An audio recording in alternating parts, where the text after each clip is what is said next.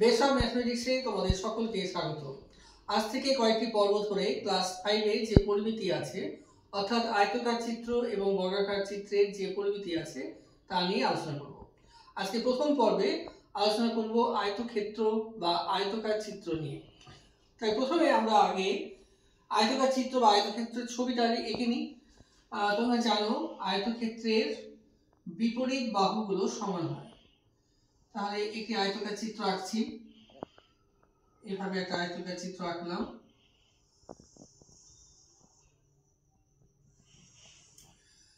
তো আয়তাকার চিত্রের কয়েকটি বৈশিষ্ট্য তোমরা জানো, সেই বৈশিষ্ট্য নিয়ে আলোচনা করি। আয়তাকার চিত্রের বিপরীত বাহুগুলো সমান হয়, অর্থাৎ এই বাহুটা আমি নাম দিচ্ছি আয়তাকার চিত্রের, মনে করো এ বি সি ডি। আয়তাকার চিত্র এক প্রকার চতুর্ভুজ, এর মোট 4টি বাহু আছে। কি কি 4টি বাহু? এ বি, বিসি, সিডি এবং এডি, 4টি বাহু আছে। এই 4টি বাহুর মধ্যে এই এ বি আর ডিসি এই দুটো বাহুকে আমরা বলি বিপরীত বাহু। এই বাহুর বিপরীতে এই বাহু আছে।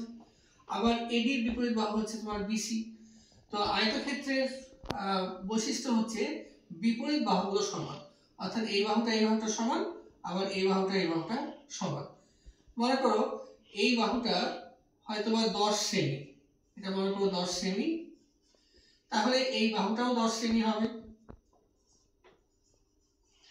আবার এই বাহুটা সমান, মনে করো এই বাহুটা হচ্ছে 5 সেমি, তাহলে এই বাহুটাও 5 সেমি হবে। এটি হচ্ছে আয়তাকার চিত্রের বা আয়তক্ষেত্রের বৈশিষ্ট্য।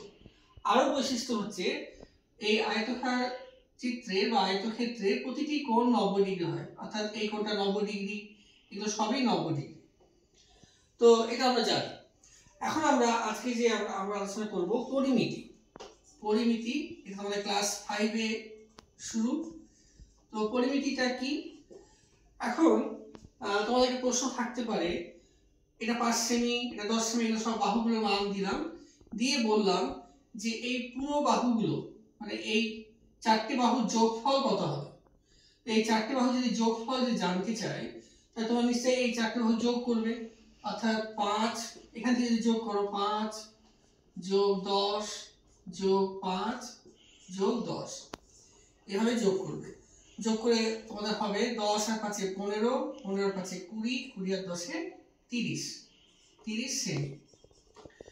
তো এই যে 30 সেমি যে যোগ করলাম, তো এই যে আমি যদি মুখে মুখে বলি যে 4টি বাহু যোগ করো, তাহলে তোমরা যোগ করলে 30 সেমি হলো, কিন্তু এর তো একটা নাম দেওয়া উচিত।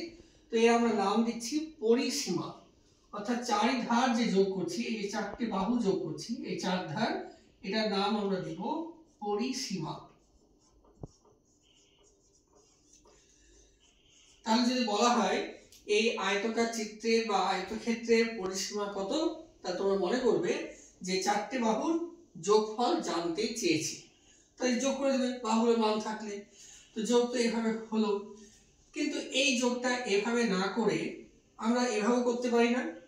এই 10 আর 5 যোগ করলাম, এই 10 আর 5 যোগ করলাম, যোগ করে হলো 15, তারপরে এই 15কে 2 দিয়ে গুণ করে দিলাম, তাহলে তো 30 হয়।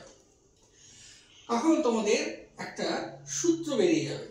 তোমরা প্রথম ক্লাস 5 এ একটা সূত্র দিয়ে অঙ্ক করা শিখবে যে আয়তাকার চিত্রের পরিসীমা যদি বের করতে বলে তখন সূত্র হবে এরকম। দেখো 10 আর 5 যোগ করলাম, যে কত হলো 15 হলো, সেই 15কে 2 দিয়ে গুণ করলেই কিন্তু পরিসীমা পাচ্ছি। সবগুলো বাহু যোগ করার কোনো দরকার নেই। তাহলে আমরা একটা সূত্র পাবে এরকম। তার সূত্রটা এভাবে লিখবে, আয়তক্ষেত্রের পরিসীমা সমান 10 আর 5 যোগ করছি। আচ্ছা, আরো একটি বিষয় তোমাদের বলতে ভুলে গেছি, এই আয়তক্ষেত্রের লক্ষ্য করো একটা বাহু বড় আর একটা বাহু ছোট। যে বাহুটা বড় তার নাম আমরা দেব দৈর্ঘ্য, আর যে বাহুটা ছোট তার নাম দেব প্রস্থ। কি নাম দেব? একটা হচ্ছে দৈর্ঘ্য আর অপরটি হচ্ছে প্রস্থ। তাহলে এখানে আমরা একটু আগে তোমাদের দেখালাম 10 আর 5 যোগ করব, এই 10টা কি দৈর্ঘ্য আর এই 5টা প্রস্থ। এই যোগ করে যা হলো তাকে কি দিয়ে গুণ করলাম, 2 দিয়ে।